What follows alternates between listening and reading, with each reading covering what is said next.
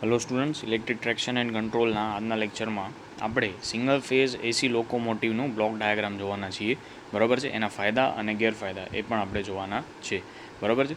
તો સૌથી પહેલાં તો સિંગલ ફેઝ એસી લોકોમોટિવની વાત કરીએ તો એ ત્રણ ટાઈપથી આપણે શું કરી શકીએ, એસી પાવરને વાપરી શકીએ છીએ, એટલે કે ઉપયોગ કરી શકીએ છીએ. એક તો શું તો કે તમે સિંગલ ફેઝ એસી મોટર છે, બરાબર, એને તમે ડાયરેક્ટલી સપ્લાય આપો છો. સિંગલ ફેઝ એસી સિરીઝ મોટરને સિંગલ ફેઝ સપ્લાય આપો છો તે, બરાબર છે.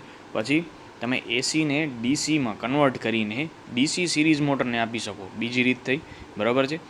એસી સપ્લાયને તમે ડીસીમાં કન્વર્ટ કરો છો રેક્ટિફાયરની મદદથી, અને તમે એ સપ્લાય કોને, ડીસી સિરીઝ મોટરને આપો છો, બરાબર છે.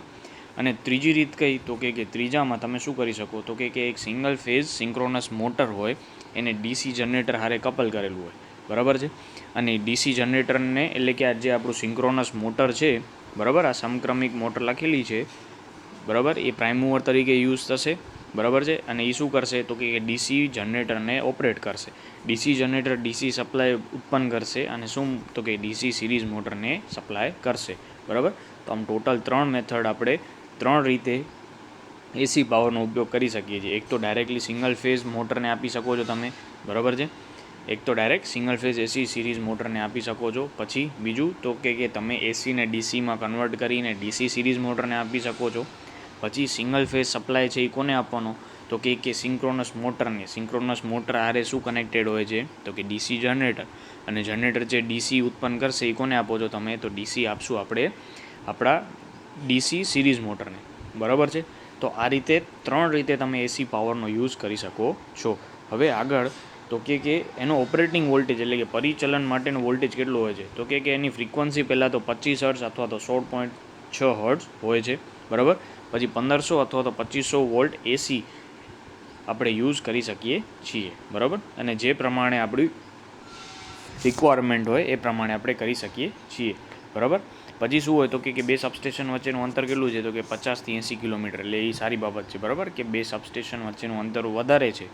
હવે આગળ તો કે સબસ્ટેશનની અંદર કયા ઇક્વિપમેન્ટ્સ તમે યુઝ કરો છો તો એક તો શું આવશે, સ્ટેપ ડાઉન ટ્રાન્સફોર્મર આવશે, બે સ્ટેપ અપ ટ્રાન્સફોર્મર જો જરૂર પડે તો જ. પછી આવૃત્તિ પરિવર્તન પ્લાન્ટ. હવે અહીંયા આપણે જોયું કે આપણી ફ્રીક્વન્સી કેટલી હતી, 25 અથવા તો 16.6 હર્ટ્ઝ જેટલી હતી, તો એને 50માંથી કન્વર્ટ કરવી પડશે એના માટે, બરાબર છે. અને પછી સપ્લાય નિયંત્રણના સાધનો એટલે કે કંટ્રોલ ઇક્વિપમેન્ટ્સની વાત કરે છે, બરાબર. તો આટલી વસ્તુ સબસ્ટેશનમાં હોય છે. હવે એના આપણે ફાયદા ગેરફાયદા જોઈએ. તો ફાયદા હવે શું થાય તો કે આપણે હાઈ વોલ્ટેજ વાપરીએ છીએ, બરાબર, તો વોલ્ટેજ વધશે એમ કરંટ ઓટોમેટિકલી શું થઈ જશે, ઘટી જશે, બરાબર. કરંટ ઘટે તો આપણા કંડક્ટરનું ક્રોસ સેક્શનલ એરિયા એટલે કે આડછેદનું ક્ષેત્રફળ પણ શું થાય, ઘટે. પાતળો તાર હોય, બરાબર, તો એનું ઓટોમેટિકલી કોસ્ટ કેવું થઈ જશે, ખર્ચો કેવો થઈ જશે, ઓછો, બરાબર છે. પછી single phase AC series motor છે એની રચના એટલે કે એનું કન્સ્ટ્રક્શન છે એ કેવું છે, સરળ છે અને એકદમ મજબૂત છે. પછી એસી સિરીઝ મોટર છે એનું સ્પીડ કંટ્રોલ પણ કેવું છે, ખૂબ જ ઇઝી છે, બરાબર. તો આ ત્રણ એના ફાયદા હતા. હવે વાત કરવાની છે એના ગેરફાયદાની. તો ગેરફાયદા શું છે તો કે એનો જે ઉપરનો કન્સ્ટ્રક્શનનું કામકાજ છે, કન્સ્ટ્રક્શનનો ખર્ચ છે એ કેવો છે, ખૂબ જ વધારે છે. પછી બીજું આપણે શું જોયું તો કે આપણી ફ્રીક્વન્સી 16.6 અથવા તો 25 હર્ટ્ઝ હતી, બરાબર. હવે 50માંથી આ ફ્રીક્વન્સી ઉપર લઈ જવા માટે આપણે એક સ્પેશિયલ ફ્રીક્વન્સી કન્વર્ટિંગ યુનિટ નાખવું પડે દરેક સબસ્ટેશનની અંદર. તો ઓટોમેટિકલી એના માટે અલગ સાધનો જોશે અને એના કારણે એનો ખર્ચ પણ કેવો થઈ જશે, વધારે, બરાબર છે. અને ઉપનગરીય એટલે કે સબ અર્બન સર્વિસીસ માટે આ યોગ્ય નથી, બરાબર. તો આ એનું શું થયું, આટલી વસ્તુ એની ગેરફાયદા હતા. હવે આપણે એનો બ્લોક ડાયાગ્રામ જોઈ લઈએ. બ્લોક ડાયાગ્રામ લગભગ સેમ જ છે. કઈ રીતે તો આપણે અહીંયા ઓવરહેડ કંડક્ટરમાંથી સિંગલ ફેઝ એસી સપ્લાય આવે છે, તમે પેન્ટોગ્રાફથી એને કલેક્ટ કરો છો. અહીંયા સર્કિટ બ્રેકર, પછી ઇન્સ્યુલેટર, બરાબર. પછી અહીંયા કને સ્ટેપ ડાઉન ટ્રાન્સફોર્મર છે, ટેપ ચેન્જર છે, પછી ટ્રાન્સફોર્મર છે, પછી કંટ્રોલ ઇક્વિપમેન્ટ જે તમારી સ્પીડને કંટ્રોલ કરે છે, બરાબર. અહીંયા કને સ્ટાર્ટિંગ અને કંટ્રોલિંગ મિકેનિઝમ છે. અને પછી તમારી આવે છે એસી સિરીઝ મોટર, બરાબર. અહીંયા કઈ વાપરીએ છીએ આપણે, એસી સિરીઝ મોટર. અને છેલ્લે ડ્રાઇવિંગ વ્હીલ અને ટ્રેક, બરાબર. આ સિક્વન્સ સેમ જ છે. શું કરો છો, ઓવરહેડ કંડક્ટરમાંથી સપ્લાય આવે છે, પેન્ટોગ્રાફથી કલેક્ટ કરો છો. હવે તમારી મોટર છે એ ઉપરના ઓવરહેડ કંડક્ટર સિસ્ટમના ફોલ્ટથી બચી રહે એના માટે તમે અહીંયા શું લગાવ્યું છે, સર્કિટ બ્રેકર લગાવ્યું છે. પછી તમારા લોકોમોટિવને લાઈવ પાર્ટથી ઇન્સ્યુલેટ કરવા માટે ઇન્સ્યુલેટર્સ આવી ગયા. પછી અહીંયા ટેપ ચેન્જર છે, તો ટેપ ચેન્જર તમને સ્પીડ કંટ્રોલ માટે યુઝ કરી શકો છો, બરાબર છે. પછી ટ્રાન્સફોર્મર છે સ્ટેપ ડાઉન કરવા માટે. પછી કંટ્રોલિંગ ઇક્વિપમેન્ટ્સ, બરાબર. પછી એસી સિરીઝ મોટર યુઝ કરી છે. વ્હીલ અને ટ્રેક તો જનરલી હોય જ છે. તો આ રીતે આપણું સિંગલ ફેઝ એસી લોકોમોટિવની વાત થઈ, બરાબર છે. હવે આપણે આગળ કમ્પોઝિટ લોકોમોટિવની વાત કરવાની છે, બરાબર. કમ્પોઝિટ લોકોમોટિવની વાત કરવાની છે.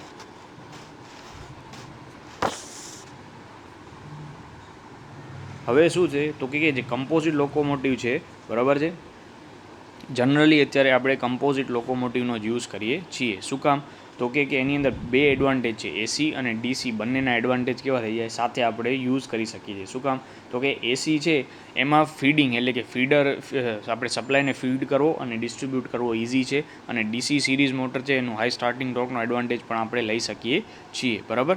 હવે વધારે સાદું અને કાર્યક્ષમ છે, એટલે એની એફિશિયન્સી પણ સારી છે અને એનું શું કહેવાય કન્સ્ટ્રક્શન પણ બહુ સિમ્પલ છે. પછી પરિચલન વોલ્ટેજ, હવે 50 હર્ટ્ઝની ફ્રીક્વન્સી, એટલે હવે આગળ આપણે જે ડિસએડવાન્ટેજ જોયો હતો કે આપણે ફ્રીક્વન્સી કન્વર્ટ કરવી પડતી હતી, એ અહીંયા કરવી પડશે નહીં, બરાબર છે.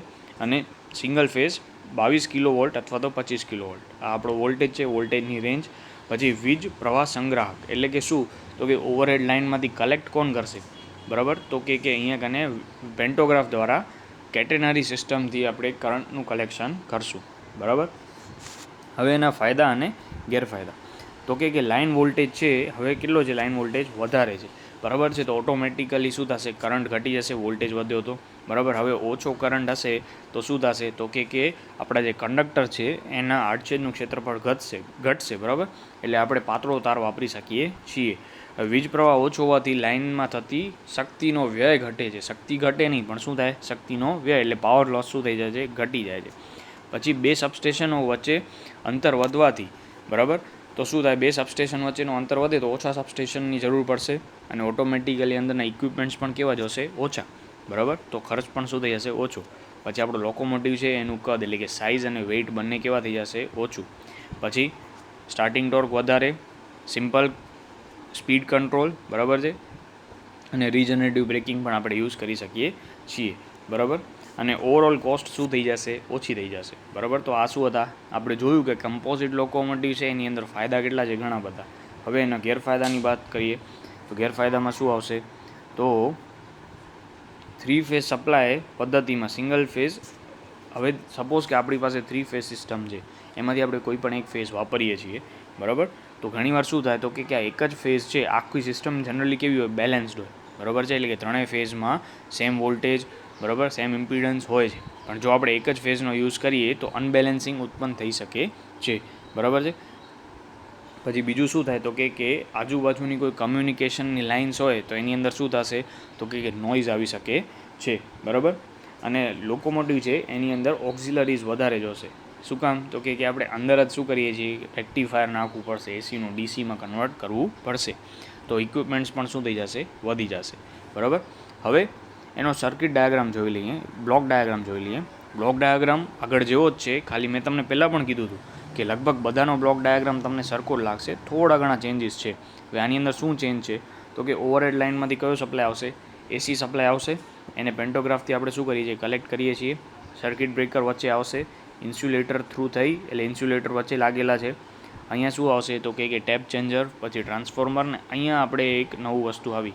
હવે એ શું છે તો કે ઉપરથી એસી આવે છે, આપણી મોટર જઈ ગઈ છે ડીસી, તો એસીને ડીસીમાં કન્વર્ટ કરવું પડશે ને. તો આ જે આપેલું છે એ શું છે, રેક્ટિફાયર આપેલું છે, બરાબર. શું આપેલું છે, રેક્ટિફાયર.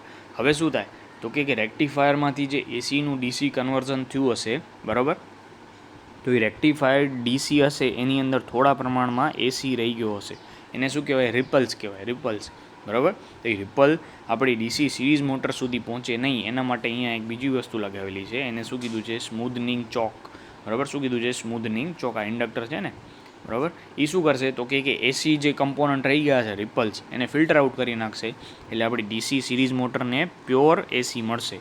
ખ્યાલ આવી ગયો. પછી અહીંયાથી આપણે ડીસી સિરીઝ મોટર, પછી વ્હીલ અને ટ્રેક, બરાબર છે. આ લોકોમોટિવનો લેઆઉટ બહુ સિમ્પલ છે, નામ ઉપરથી આપણને આઈડિયા આવી જવો જોઈએ કે શું હશે, બરાબર. હવે આની અંદર એક બીજો ક્વેશ્ચન છે કે આપણે જે આ કમ્પોઝિટ લોકોમોટિવ છે બરાબર, એની અંદર કયા કયા સાધનો હોય છે. તો એના માટે આપણે એક્ઝામમાં ઘણીવાર તમને પૂછાય છે કે કયા કયા સાધનોનો ઉપયોગ થાય છે. તો સૌથી પહેલાં તો આપણને ખબર જ છે, આપણને જો બ્લોક ડાયાગ્રામ આવડતો હોય તો ખ્યાલ આવે કે સપ્લાય ક્યાંથી આવે છે, ઓવરહેડ કંડક્ટરમાંથી. બરાબર છે. તો આ શિરોપરી વાહક એટલે ઓવરહેડ કંડક્ટર. બરાબર છે. હવે આ ઓવરહેડ કંડક્ટર છે એ ટ્રેક જ્યાં જ્યાં હશે એમાં ટ્રેકને પેરેલલમાં આવશે. બરાબર છે. અને એના કારણે જ આપણા લોકોમોટિવને સપ્લાય મળે છે. બરાબર. અને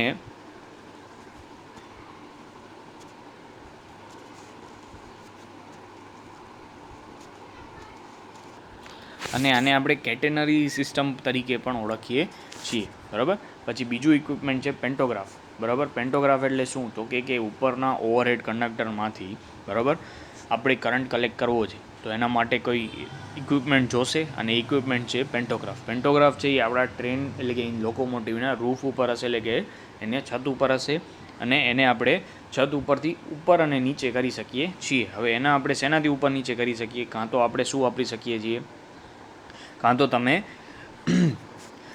હવાનો એટલે કે કમ્પ્રેસ્ડ એર, સ્પ્રિંગ અથવા તો ગ્રેવિટી એટલે ગુરુત્વાકર્ષણનો ઉપયોગ પણ કરી શકો છો. બરાબર. અને પેન્ટોગ્રાફનું મેઇન કામ શું છે? તો કે ઓવરહેડ લાઇનમાંથી કરંટને કલેક્ટ કરીને આપણી મોટર સુધી પહોંચાડવું. બરાબર છે. પછી આવે છે સર્કિટ બ્રેકર. બરાબર. તો સર્કિટ બ્રેકરનું મેઇન કામ શું છે? તો કે સર્કિટ બ્રેકર છે એ ઓવરહેડ લાઇનમાં કોઈ પણ જાતનો ફોલ્ટ થાય બરાબર છે તો એ આપણી મોટર એટલે કે લોકોમોટિવની મોટર સુધી એ ફોલ્ટના કરંટને પહોંચવા દેશે નહીં. બરાબર છે. એટલે કે એ શું છે? એક પ્રોટેક્ટિવ ડિવાઇસ છે આપણા લોકોમોટિવ માટે. અને સર્કિટ બ્રેકરનું બીજું કામ શું છે? તો કે સપ્લાયને ફોલ્ટી એટલે કે ફોલ્ટ થાય ત્યારે અને નોર્મલ કન્ડિશનમાં પણ ઓન ઓફ કરી શકે છે. બરાબર. પછી ઓન લોડ ટેપ ચેન્જર. બરાબર છે. ઓન લોડ ટેપ ચેન્જર તો કે એક સ્પીડ રેગ્યુલેટિંગ ડિવાઇસ છે. એટલે કે આપણે તમે સ્પીડને કંટ્રોલ કરી શકો છો. કોની? મોટરની. બરાબર છે. કઈ રીતે? તો કે એ મોટરને મળતા વોલ્ટેજને શું કરી શકે છે? ફેરફાર કરી શકે છે. બરાબર છે. એટલે કે મોટરના સપ્લાય વોલ્ટેજને એ કંટ્રોલ કરી શકે છે, અને એનાથી આપણે સ્પીડ કંટ્રોલ કરી શકીએ છીએ. બરાબર છે. પછી આવે છે ટ્રાન્સફોર્મર. તો કે ટ્રાન્સફોર્મર છે એ જનરલી કયા ટાઈપનું હોય? તો કે સ્ટેપ ડાઉન ટ્રાન્સફોર્મર ટાઈપ હોય છે. બરાબર છે. એ શું કરશે? તો કે આપણે જે ઉપર 25 kVનો વોલ્ટેજ આવે છે એને આપણી રિક્વાયરમેન્ટ પ્રમાણે ઘટાડી દેશે. બરાબર. એવું જરૂરી નથી કે 1500 વોલ્ટ. આપણી જે રિક્વાયરમેન્ટ હશે એ પ્રમાણે શું કરશે? એ ઘટાડી દેશે. બરાબર છે. પછી રેક્ટિફાયર. હવે સિમ્પલ જ છે. રેક્ટિફાયર આવે તો એનું કામ શું હોય? એસીનું ડીસીમાં કન્વર્ઝન કરવું. હવે આપણને ખબર છે કે ઉપર જે આપણો લાઇન જાય છે એની અંદર તો કયો આવે છે? એસી. અને આપણી જે અહીંયા નીચે મોટર છે એ કઈ છે? ડીસી. બરાબર છે. તો અહીંયાથી એસીમાંથી ડીસી કરવા માટે આપણને રેક્ટિફાયર જોશે. બરાબર છે. રેક્ટિફાયર થઈ ગયું. પછી આવે છે સ્મૂથિંગ રિએક્ટર. હવે સ્મૂથિંગ રિએક્ટરનું કામ શું? તો કે જે આપણું રેક્ટિફાયર છે એ શું કરશે? તો કે અહીંયા એસી ઇનપુટમાં લેશે અને આઉટપુટ શું આપશે? ડીસી આપશે. બરાબર. પણ વચ્ચે આ ડીસી હશે એમાં થોડા ઘણા શું હશે? એસીના પાર્ટ રહી ગયા હશે. બરાબર છે. તો આપણી જે મોટર છે એને તો શું મળશે? એસી પ્લસ થોડા ઘણા ડીસી પ્લસ થોડું ઘણું એસી. હવે મોટર ડીસી છે એને થોડા ઘણા એસીના રિપલ્સ મળે તો ડેમેજ થઈ શકે છે. એટલે આ એસીને ફિલ્ટર આઉટ કરવા માટે આપણે શું વાપરીએ છીએ? એક સ્મૂથનિંગ રિએક્ટર વાપરીએ છીએ કે જેથી કરીને આપણી મોટરને શું મળે? તો કે પ્યોર ડીસી મળે. ખ્યાલ આવી ગયો? બરાબર છે. પછી આપણી શું છે? તો કે ડીસી સિરીઝ ડીસી મોટર્સ. બરાબર. DC motor. તો ડીસી મોટર તો ખબર જ છે શું છે? તો કે આપણે જે પ્યોર કરેલો ડીસી છે એ કોને આપશું? ડીસી સિરીઝ મોટરને. બરાબર છે. એના કારણે ડીસી સિરીઝ મોટર શું કરશે? તો કે ટોર્ક જનરેટ કરશે. અને ટોર્ક કોને મળશે? તો કે વ્હીલ્સને. અને વ્હીલ્સ છે એના કારણે ટ્રેન છે એ આપણા ટ્રેક ઉપર આગળ જશે. તો આ રીતે શું હતું આપણે કે ડીસી કમ્પોઝિટ લોકોમોટિવમાં કયા કયા ઇક્વિપમેન્ટ યુઝ થાય છે એની વાત કરીએ આપણે. બરાબર. હવે આ લોકોમોટિવના ઇક્વિપમેન્ટ્સને આપણે ધ્યાનથી જોયા કે દરેકનું ફંક્શન શું છે. બરાબર છે.